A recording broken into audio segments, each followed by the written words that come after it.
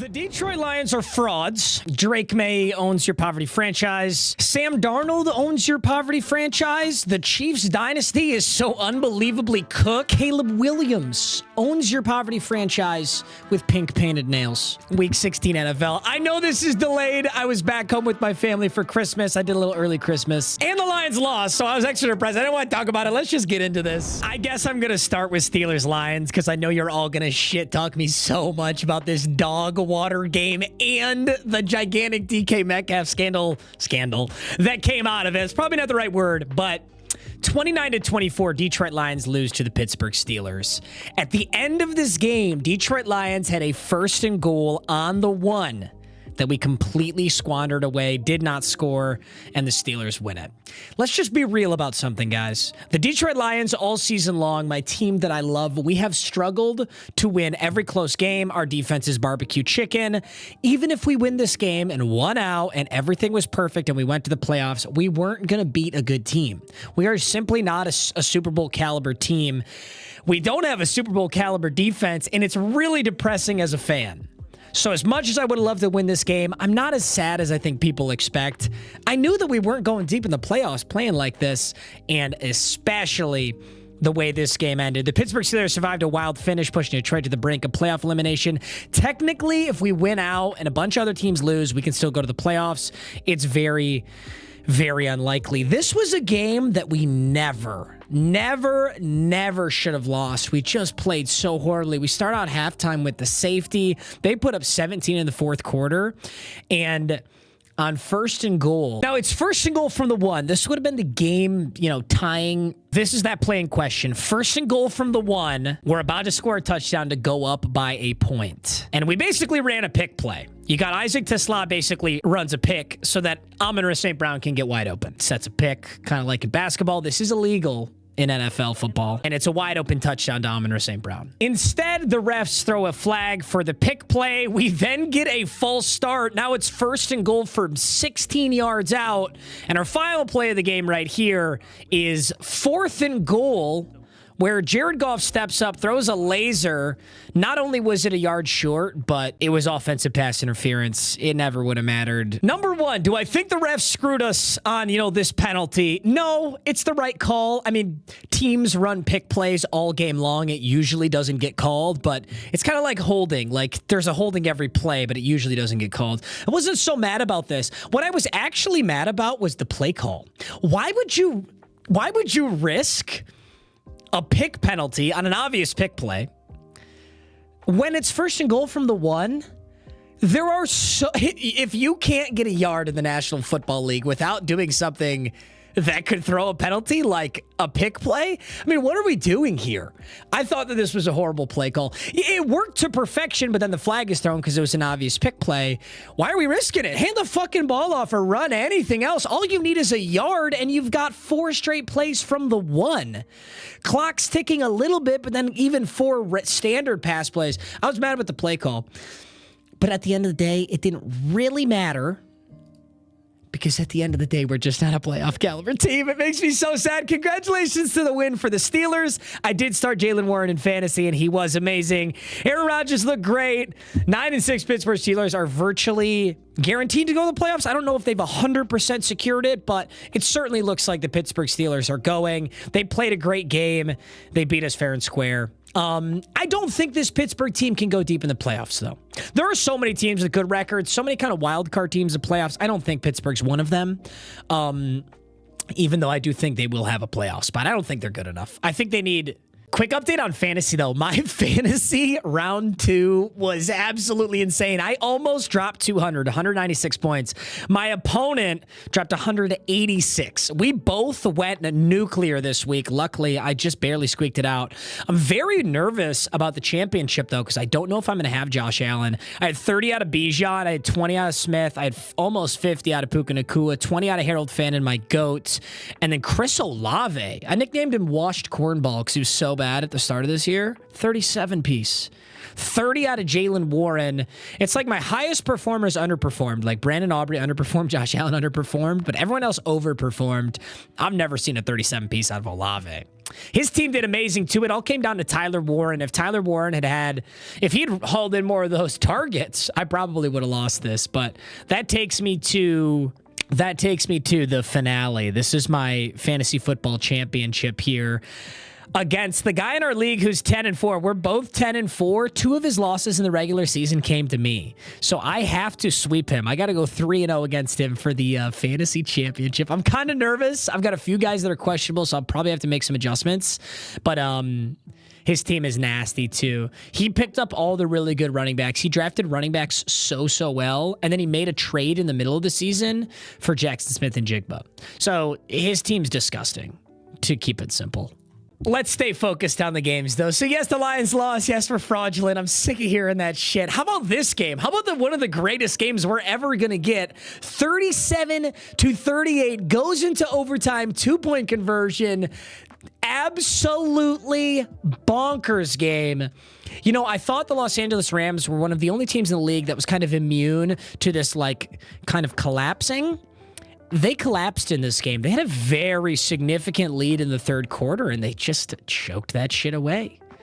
Honestly, I mean, Matthew Stafford put up a really, really good performance. I think he's almost guaranteed the MVP. He's not guaranteed the MVP, but it's really, really close, and he's had some amazing games here. But I think this was more of the Rams collapsing than it was the Seattle Seahawks resurgent. Do you know what I'm saying? The Rams had no business losing this game, but both these teams are amazing. Going into this season, I kept saying the NFC North was the toughest division in football. That's not true. The NFC West is the toughest division in football, and it's not even close anymore. The NFC West is fucking stacked. The Rams, the Seahawks, and the Niners are all legitimate contenders, and that's the first time I've admitted that the Niners are legitimate contenders, because my opinion's been changed this week. Kenneth Walker enjoyers, you can finally actually sit back because they finally gave this guy a fucking touchdown. He finally broke off a pretty big game. 11 carries, 100 yards, and a touchdown. I'm a huge Kenneth Walker fan because he went to Michigan State when I went to Michigan State. And he's a stud. Jackson Smith and Jigba, doing more Jackson Smith and Jigba stuff. He's looking like he's going to get Offensive Player of the Year. And then Puka Nacua, if he never got injured, you know, if wishes were horses that beggars would ride. If you can lead a horse to water, but you can't make it homosexual. You get what I'm saying. But Puka Nacua is a freak. I love this guy so much. I think he's the best wide receiver in the league right now. And it's just a bummer that he was injured for part of this season. Yeah, Rashid Shaheed. Don't sleep on Rashid Shaheed. They made that trade with New Orleans for Rashid Shaheed, and he actually showed up with a punt. This is what started that Seattle comeback, was the Rashid Shaheed punt return touchdown. That was fucking nasty, so shout out to him. That was a good acquisition. I thought when they got him that Jackson Smith and Jigba's numbers were going to go down. It's just not the case. This guy's clearly their guy, and it's really not even close. So he's going to continue to be nasty. You can't really talk about the Seattle game without talking about this 2-point conversion. Zach Charbonnet comes in motion. They snap the football. Quick throw to Zach Charbonnet. Undoubtedly, this is a backwards pass. It's probably really damn close, but you can see Sam Darnold's just a little bit in front of this 5-yard line, and Zach Charbonnet is just a little bit behind this 5-yard line. Bonks off a helmet. And they go to try and recover it, which would have been like an interception, I guess. Doesn't get it. Whistle. Clear as day. Listen to it right here. Whistle. Play's blown dead. Zach Charbonnet is basically just ball boy at this point. He's Bobby Boucher. He's just going to pick up the football, go give it to the ref, whatever. There's a ball in front of you. Just like in any other sport, the ball rolls in front of you. You're going to pick it up. Charbonnet's like, damn, that's ass. Well, then they review it. And all of a sudden, they're like, shit, this is a backwards pass. Now, after reviewing it 100 times, here's the conclusion that the refs came to. So they say through a backward pass, which was recovered in the end zone. So the referees are claiming, oh, it's a live play. We goofed it. We never should have blown it dead. What if nobody picked up the football? Zach Charbonnet picked this up by the grace of God. He just randomly waltzed over and picked it up. What if that ball sits there for the entirety of the play? And everyone goes to the sidelines, and then the refs all circle jerk each other at the booth, and then they say, oh, actually, it was a live ball. Well, then what happens? What if a Los Angeles Ram picks it up and then walked out of the back of the end zone with it? Do we have a safety somehow?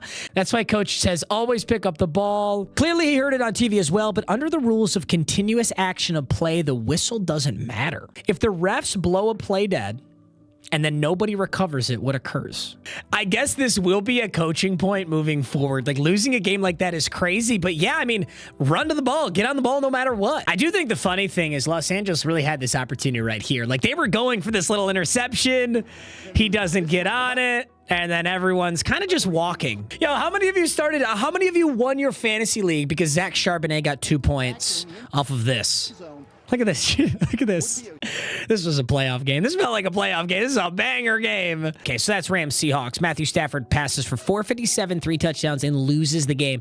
This is a hard game to lose, to be honest. This is like some wicked fluke shit. At a certain point in time, 3rd and 6 at the LA Ram 15. I don't know if this is like placebo effect or bias or whatever, but it absolutely feels like the National Football League defenses have gotten worse this year. I just feel like for the last couple of years, I saw a lot of good defense. I didn't see so many high-scoring games. I didn't feel like you saw a lot of 40 bombs. You know what I'm saying? Like I didn't consistently see. I feel like every single week someone's dropping 45 plus on somebody. I haven't seen that in a long time. I don't know what it is this year, but there's a ton of offense. I do think dynamic kickoff certainly affected that. There's no questions. Teams are starting closer to the red zone every single possession. That's certainly part of it, so I can't forget that. But I don't know. Offense has been clicking. Eagles, Commanders, there's not much to say here. This is an unimpressive game. I want to see if the Eagles will just like find their footing when the playoff comes. We don't talk about the Philadelphia Eagles that much because they've been unimpressive. Saquon's been unimpressive. Jalen Hurts is either really good or really bad. But this team just won the Super Bowl. You can never, ever discredit the team. Like, the NFL is built on dynasties, and it feels like almost every single year teams just go back to the Super Bowl. It was the Chiefs like that for a long time. Now Philly's gone a few times. I don't know. For some reason, they just aren't that threatening in my head.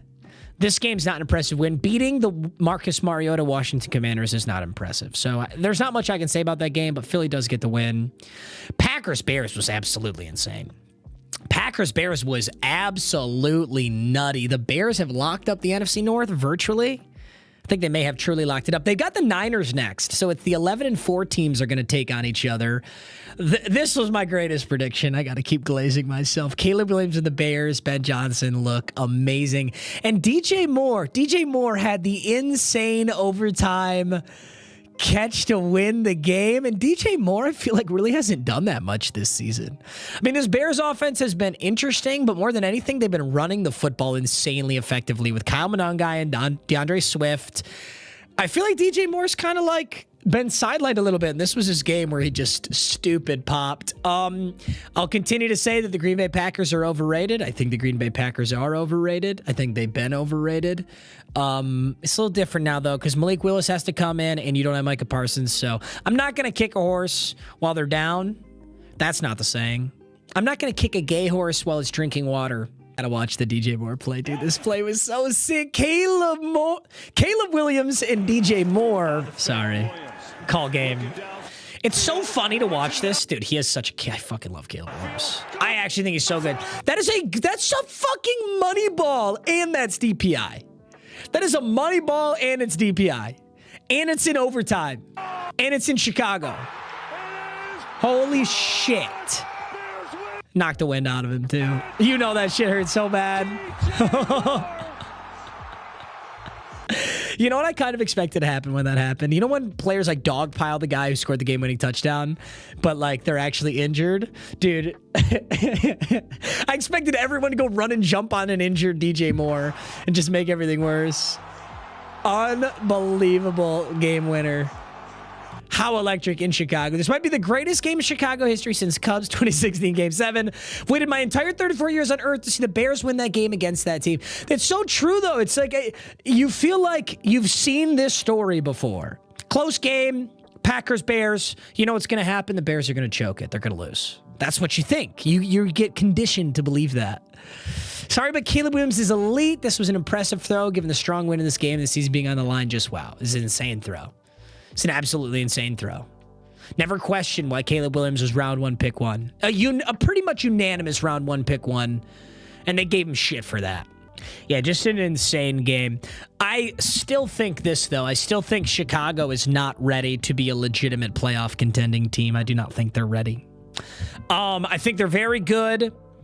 And playing like this, I mean, there's actually a chance they get the bye, right? If they swept, would they get the bye into the divisional? Regardless, I don't see them as a deep playoff team. I think they're the awesome team to talk about this season, but they're at least 1 year away from being a legitimate playoff contender. I don't think you can literally just put Ben Johnson on this team and all of a sudden they're going to walk this thing to the NFC Championship. I don't think that's going to happen. We shall see. I'm talking a lot of shit. At some point here, I got to tell you who I actually think is going to go. And I plan to do that. But, and actually, this is one of the teams right here. I think this is the Buffalo Bills here. I think the Bills are the... okay, Josh Allen is questionable, right? He's supposed to play. He's got like a foot injury or something. I don't know if he plays this upcoming game. I guess we'll see. One thing that's not talked about enough is Cleveland Browns defense is so good. Cleveland Browns defense is truly incredible. I hope Shedeur pans out and Cleveland really starts to build an actual team because they're just so overshadowed by the fact that they're generationally bad at developing quarterbacks, at having an offense, at squandering the Deshaun Watson trade. But their defense is so good. I mean, Myles Garrett will go down in the Hall of Fame, certainly, and he may go down as top 3 and has the chance to be the best of all time. And he's losing games almost consistently his whole career and almost left Cleveland because they were losing so many games until they threw $1 bazillion at him. Harold Fannin rushing touchdown. Not on my bingo card, but happy for my fantasy team. I think the Buffalo Bills go to the AFC Championship at the very least. This is a deep playoff contending team. They have the experience. They're playing really, really well. And they've proven that they can beat very good teams. That comeback against the Patriots was like, holy shit. And that game against the Cincinnati Bengals. I'm not going to pretend like the Cincinnati Bengals are a great team right now, but Cincinnati had Joe Burrow back, and it was a very close game, and Buffalo just dominated them throughout that fourth quarter. So to me, it's like the teams that have the playoff experience, they've got the franchise quarterback, and they've proven in the regular season that they can win those like gritty, tough games. Those are the teams that go deep in the playoffs, and I think Buffalo's that team. I really do. I think that's my Super Bowl out of the AFC. My Super Bowl team out of the AFC is going to be Buffalo Bills. I got to think on the NFC though. I mean, I'm leaning towards Los Angeles Rams, but I just don't want a Bills-Rams Super Bowl. That sounds shitty. Like my brain doesn't want that. I prefer Seahawks. I'd prefer the Chicago Bears. I just don't think they're going to do it. I actually think the most realistic Super Bowl is Buffalo-Philly. I think that is the most realistic Super Bowl. I don't think anybody wants to see that, but I do think it's the most realistic. Chargers, Cowboys, damn. You know, I think ever since the Cowboys lost that really crucial game against the Detroit Lions, I think the rest of the season matters so much less to them. I think we would have seen a different Dallas team if they watched. When they were 6-6-1 and the Lions were 7-6, we played each other, and that was crucial. It's like if they could win that, they could squeak into the playoffs. They even could have won their division. They could have won the NFC East, but it didn't happen. So I don't think they've got that fight in them that they kind of needed. George Pickens still damn good. Quentin Johnson had 104.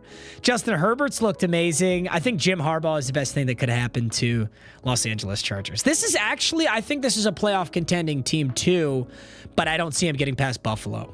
If it comes to that. It is funny in Los Angeles, though, like who's going to pop off at wide receiver? This used to be such a consistent fantasy performing wide receiver room when Keenan Allen was the lead of it. It's like, just take Keenan Allen and you're just fine. But now they actually have a ton of mouths to feed. Quentin Johnson, it's like some games is Lad McConkey, some games is Quentin Johnson. Trey Harris will randomly pop off. Keenan Allen will randomly pop off. And then Aronde Gadsden has been like an insanely good fantasy tight end through the last couple of weeks. And then he goes out here and gets 1 catch for 7 yards in the fantasy playoffs. So I hope that didn't bite any of you in the ass. It didn't get me. I started Harold Fantech because I'm him. That's the white Gronk. That's Bowling Green University. That's Bowling Green State University. I think, actually. I don't remember what it's called, but I know he went to Bowling Green. Fun fact, I was recruited by Bowling Green as a kicker. Don't worry about it. Don't worry about it. It's not a big deal. Doesn't matter. Really, we don't got to talk about it. Yo, speaking of just like pumping the fucking brakes, the Kansas City Chiefs lose to almost unanimously the worst team in the National Football League. You couldn't be more obviously saying, yeah, we don't give a shit. Okay, I know you don't have Patrick Mahomes. Or maybe, just maybe what we're seeing is Patrick Mahomes is that good. Patrick Mahomes is that essential to this team.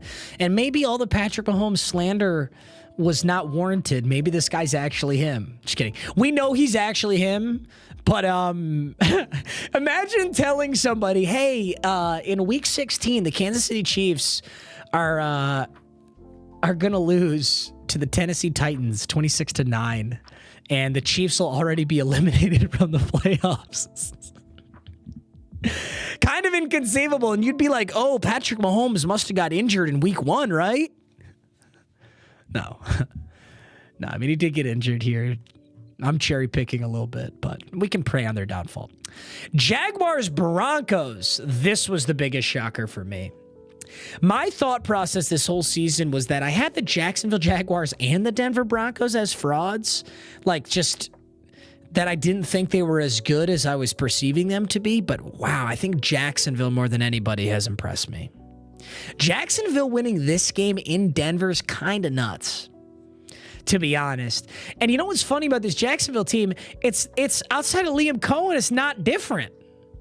Isn't this always what Jacksonville has been, more or less? Trevor Lawrence, Etienne. I mean, you slot in some kind of almost random wide receivers, and they're playing incredibly well. Parker Washington, hello? 6 receptions, 145 yards, and a touchdown. Jacoby Myers, who they got from the Raiders in the middle of the season, has been solid. I mean, you'd think it'd be Travis Hunter, Brian Thomas Jr. It's not. Travis Hunter's out, and Brian Thomas Jr. has been more or less ineffective. This is a really big game for Jacksonville. Jacksonville got a lot better quick. Jacksonville and Chicago. Both of those teams just did like this full 180 reversal within a season, it feels like. I know that there's a lot more that goes into it than that, but really impressive win for Jacksonville. You know what I would love to see? I'd love to see Jacksonville and the Chargers play in the playoffs, because I feel like Jacksonville Chargers playoffs games are just electric. I'm trying to think of that one where Jacksonville mounted that insane comeback against Los Angeles. I'd love to see them duke it out. That'll be a fun one. Vikings Giants. JJ McCarthy got injured. He's not playing in week 17. Ugly ass game. 16-13. I guess really the only question becomes is the offensive rookie of the year race. Jackson Dart.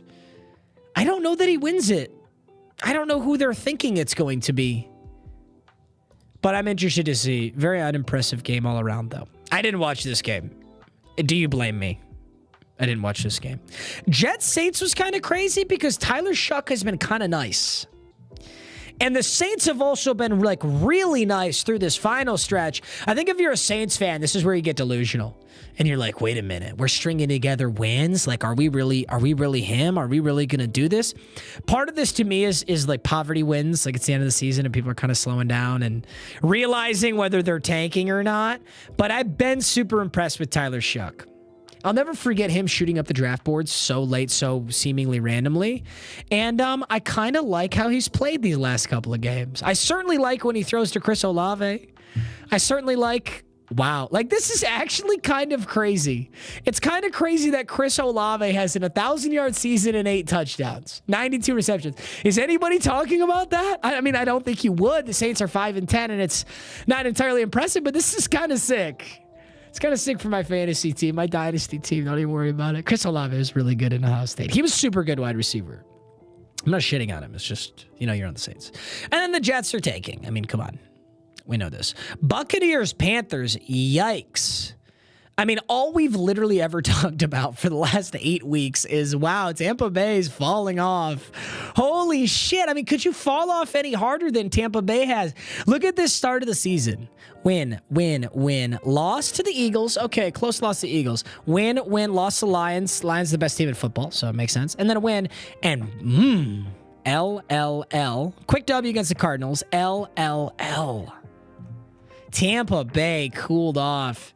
The crazier thing than anything about this Tampa Bay Carolina thing is the fact that they can still win the division and get a home playoff game. That's what's so annoying to me. The NFC South is so bad that Tampa Bay and Carolina are still within 1 game of each other. Now, Tampa Bay's remaining on their schedule. They've got Miami coming up next. And then they've got who? Oh, no fucking way. This is going to be a huge game. The final game of the season for the Panthers and the Buccaneers is facing each other. It's possible that it shakes out that it doesn't matter, but if Tampa Bay wins here against the Dolphins, I guess we just got to see what's on the Carolina Panthers schedule. Carolina Panthers upcoming have this. Wow.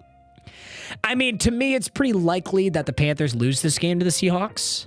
So if they lose this game to the Seahawks and the Buccaneers win against Miami, which is also likely, they're going to be 8-8 playing each other in this final game. Oh, I hope that happens. That's going to be cinema. Yeah, they'll be playing for the playoff spot. They'll be playing for the guaranteed NFC South playoff spot. That's going to be pretty awesome.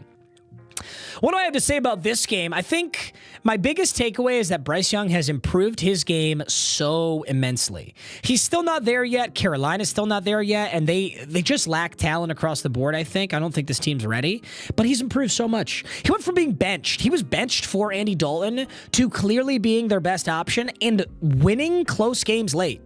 This Panthers team beat the fucking Rams, bro. This Bryce Young beat the Rams in a slug out. I think that's super impressive. So I really like where Bryce Young's gone. With Tampa Bay, I think they were just really hot and they were outperforming what they're actually capable of. I think that's all there is to it. Baker was playing out of his mind, and it's just hard to maintain that for the whole season. It's hard to do. So I think Tampa Bay just cooled off. At the end of the day, I think Carolina is definitely the better team. And I think if it comes down to that tiebreaker game, I think Carolina wins again. I do. So we'll see. Falcons, Cardinals. The Cardinals lose every game that is by a touchdown. Literally every single game that is by a touchdown. If it's a one-score game, the Cardinals are losing. I think out of all the teams in the league, I think the Arizona Cardinals are in a lot of trouble. Obviously, Jacoby Brissett's just kind of filling in right now. You've got this huge question mark on Kyler Murray. I mean, what are you going to do here? It's kind of funny because Jacoby Brissett's actually played really well. They're losing games almost always. They're consistently losing games. But Jacoby Brissett's playing way too good. Shockingly good. And then it makes you think, well, what do we think about Kyler Murray then? How do we actually feel about Kyler Murray?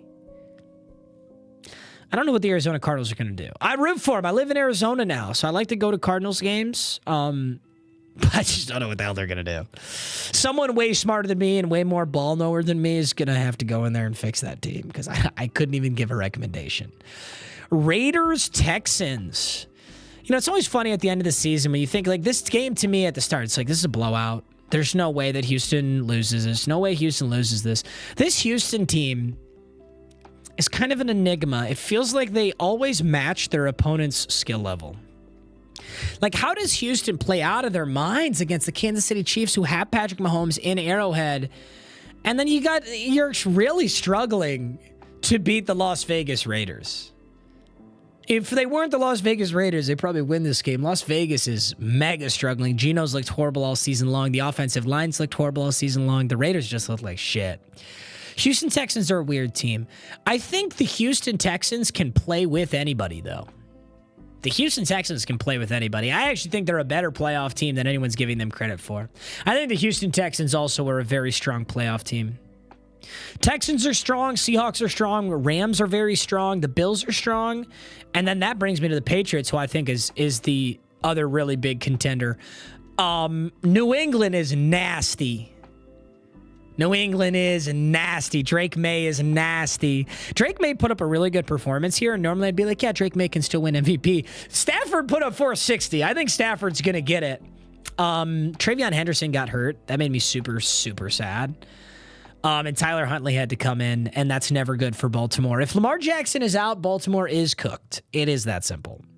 Could say that about a lot of teams. When you're losing your starting quarterback, it's no bueno. I think the only team that defies that logic is San Francisco 49ers. Those guys play out of their minds literally no matter what. Speaking of, remember when I was saying just more points get scored than I feel like is normal? 48 points? I mean, look at this box score. You score 14, 10, 10, 14. I can't do that shit Wheel of Mutt, bro. I can't do that shit on the video game. The funny thing is this game goes down in history if Indianapolis wins it because Phillip Rivers played really well. He threw the ball downfield way better. He played really, really well. Alec Pierce had a monster game. It's just Brock Purdy played lights freaking out, dude. Brock Purdy had 5 touchdowns and interception this game on almost 500 yards. What did he have? Hold up.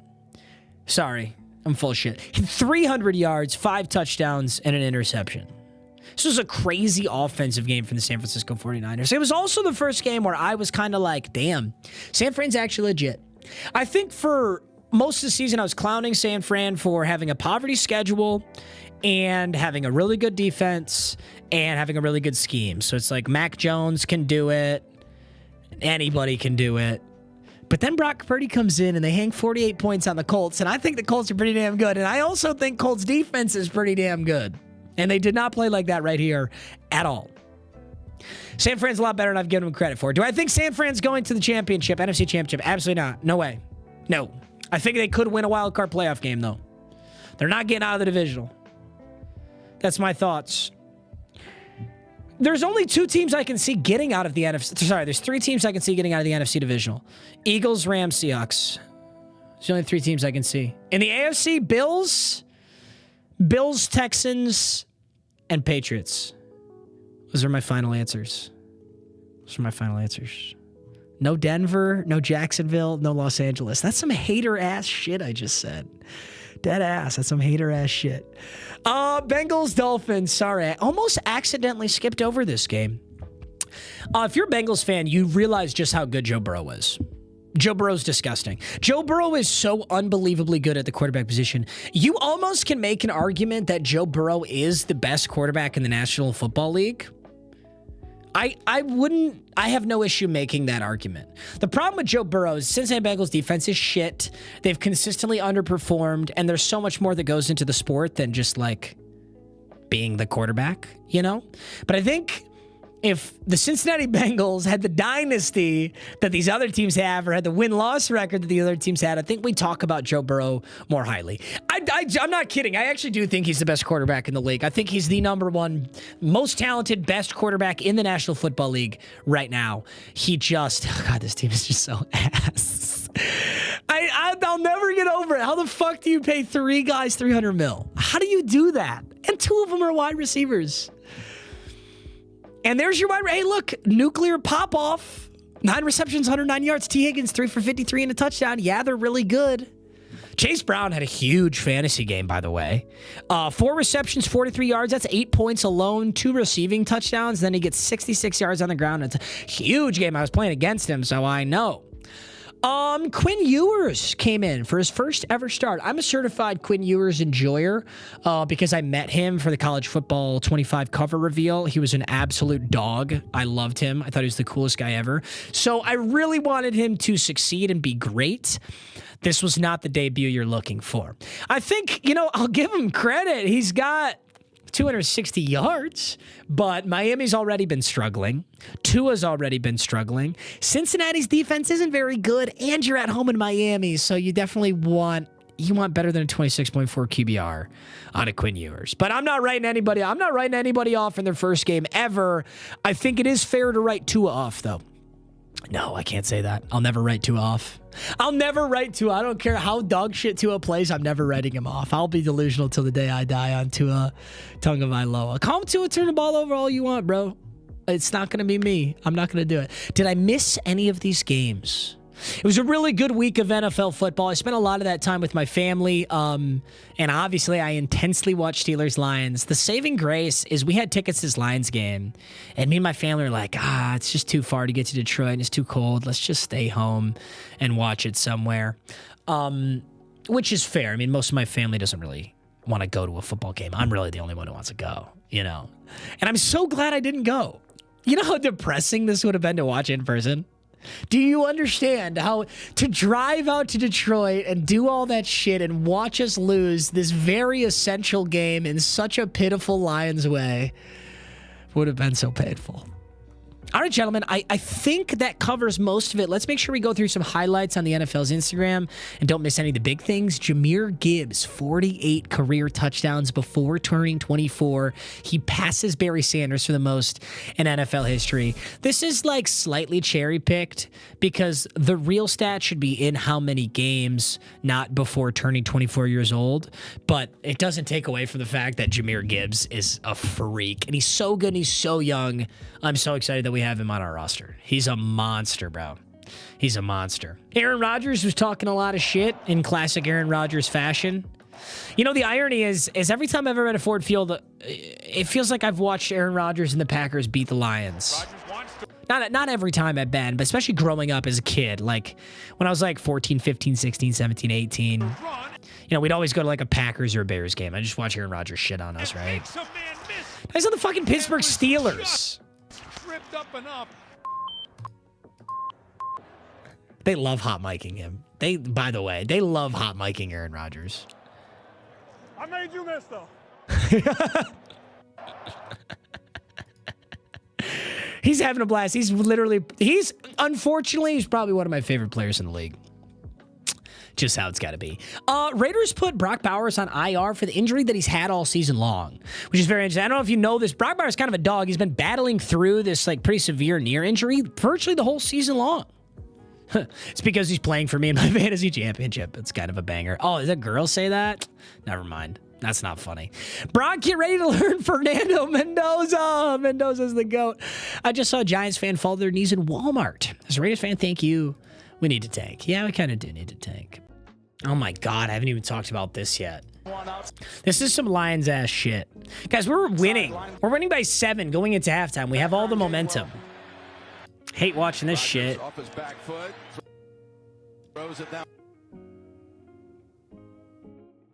What the fuck are you doing, Harper? Like, actually, what are you doing? You are just dead nuts watching your boy Anzalone get dunked on? You're getting... This dude, Harper, is getting chewed out in film as we speak. As I film this, he's getting reamed out in film. You watch your boy get mossed, and you watch him get up, and now we jump into action with 4 seconds on the clock? Gainwell. Kenneth Gainwell's a freak. This is an insane catch. What are we doing? Thinks he has the touchdown. One outside. The thing is, it's a DPI, so they get up there anyway. They probably get a field goal, maybe a shot at the end zone. Probably not a shot at the end zone. They probably get a field goal. And then it's 10-10. Then we go on to lose the game. It's actually a big deal. I think DPI was the correct call. I don't think this was DPI. I think it's just collision, so I don't think there should be any call at all. Jim, insane catch. Absolute monster. You said earlier, who's got the best hands on this team? But what the fuck are we doing? Gainwell. Touch the dude. The Bears won all these games. Chicago got their guy in Ben Johnson. I'm sure Detroit misses that guy. Yeah, we do. Yeah, we miss that guy. We do. You know, Parker Washington had such a huge game. This is a big part of why. This is, you want to talk about a yak merchant. This is a 6-yard pass. Look at Parker Washington. Fast as shit. That's some crazy speed. That's also more poor effort. I mean, Talanoa Hufanga should have been on that. I didn't like that move. No. I think this should have been a touchdown. I think he got a little amped up. Just a, yeah, there's a touchdown. Just a little adrenaline kick will do that to you sometimes. I get it. I don't get it personally. I'm not built like that. I'm 5'9" and white. But as a certified casual couch coach, DK Metcalf risks his $26.5 million Steelers penalty after NFL announces suspension over punching incident. So if you haven't heard about this story, basically some guy's talking shit or just chirping at DK, nothing very serious. DK comes over there and actually punches the dude. Now, I'd like to be the first to defend DK Metcalf on this. I think fans are insane. I think fans say horrible stuff. And I think they should be scared of getting their ass beat. This has always been my opinion. I understand it's not a popular opinion. I think like people like to shit talk and chirp and whatever, but I've just been to so many games and heard people say so many vile things as if the players are not real people. So I'm kind of on the side of like if someone's heckling you, they should be ready to get punched. Understandably, that'll get you suspended. Now, the Pittsburgh Steelers star wide receiver is involved in an altercation. The funny thing about this, though, is they won. DK played well, and they won the game. So I don't understand, like, what someone could have said. Apparently, DK claims this guy said the N-word, and then there's a video from the fans' perspective where he clearly did not say the N-word. I think he was calling DK by his government name, which is some very long, pretty cool name.